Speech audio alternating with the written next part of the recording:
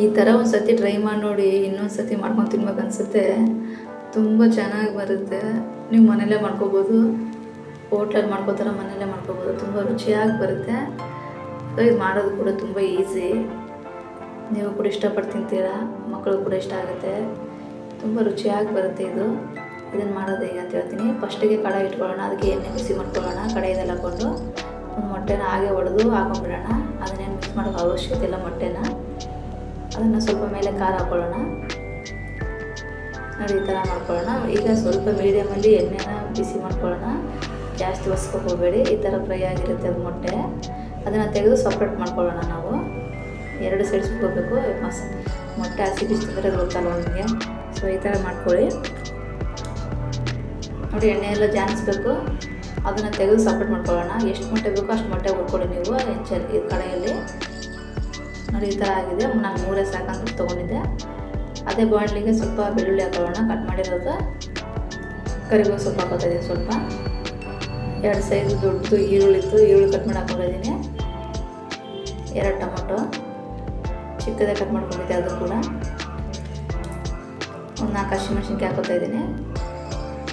ಈಗ ಅದನ್ನು ಫ್ರೈ ಮಾಡ್ಕೊಳ್ಳೋಣ. ಎಲ್ಲನೂ ಕೆಂಪಗಾಗೋವರೆಗೂ ಸಣ್ಣ ಉರಿಯಲ್ಲಿ ಇಟ್ಕೊಂಡು ಕೆಂಪಗಾಗೋವರೆಗೂ ಫ್ರೈ ಮಾಡ್ಕೋಬೇಕು. ಅದು ಕೆಂಪಗಾಗಿದೆ ನೋಡಿ, ಈ ಥರ ಕೆಂಪಗಾಗಬೇಕು. ಎಲ್ಲನೂ ಮಿಕ್ಸ್ ಆಗೋದು, ಹಸಿ ಆಗಬಾರ್ದು. ಈರುಳ್ಳಿ ವಾಸನೆ ಹೋಗಬೇಕು. ವಾಸನೆ ಆದ ತಕ್ಷಣ ಸ್ವಲ್ಪ ಉಪ್ಪು ಹಾಕೊಳ್ಳೋಣ. ಖಾರ ಹಾಕೋತಾ ಇದ್ದೀನಿ. ಸ್ವಲ್ಪ ಅರಿಶಿನ ಹಾಕೊಳ್ಳೋಣ. ಈಗ ಇದನ್ನು ಮಿಕ್ಸ್ ಮಾಡ್ಕೊಳ್ಳೋಣ. ಒಂಚೂರು ನೀರು ಹಾಕ್ಬಿಟ್ಟು ಒಲೆ ಮೇಲೆ ಕುದಿಸ್ಕೊಳ್ಳೋಣ.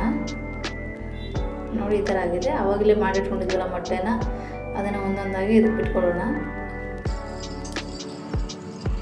ನೀವು ಮಸಾಲೆ ಕೂಡ ರುಬ್ಬಾಕೋಬೋದು.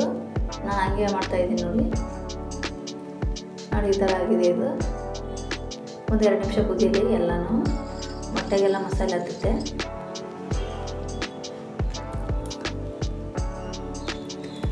ಇವಾಗ ನಾನು ಅನ್ನ ತೊಗೊಂಡಿದ್ದೆ. ಅನ್ನ ಜೊತೆ ಹೇಳ್ತಾಯಿದ್ದೀನಿ ನೋಡಿ. ಎಷ್ಟು ಸಿಂಪಲಾಗಿ ಮಾಡ್ಕೊಂಡಿದ್ದೀನಿ ನೋಡಿ. ತುಂಬ ರುಚಿಯಾಗಿ ಬಂದಿದೆ. ಇದು ಅನ್ನಕ್ಕೆ, ಚಪಾತಿಗೆ ಎಲ್ಲದಕ್ಕೂ ಕಾಂಬಿನೇಷನ್ ಸಕ್ಕತ್ತಾಗಿದೆ. ನೀವೇನಾದರೂ ಭಾನುವಾರ ಮನೆಗೆ ಇರ್ತೀರಲ್ವ, ಫ್ರೀಗಿದ್ದಾಗ ಮಾಡ್ಕೊಳ್ಳಿ. ತುಂಬ ರುಚಿಯಾಗಿ ಬರುತ್ತೆ. ಮಕ್ಕಳು ಕೂಡ ಇಷ್ಟಪಟ್ಟು ತಿಂತಾರೆ, ನಿಮಗೂ ಕೂಡ ಇಷ್ಟ ಆಗುತ್ತೆ. ಸೊ ಮಾಡ್ಕೊಳ್ಳೋದು ಎಷ್ಟು ಈಸಿ ನೋಡಿ. ತುಂಬ ರುಚಿಯಾಗಿ ಬಂದಿದೆ.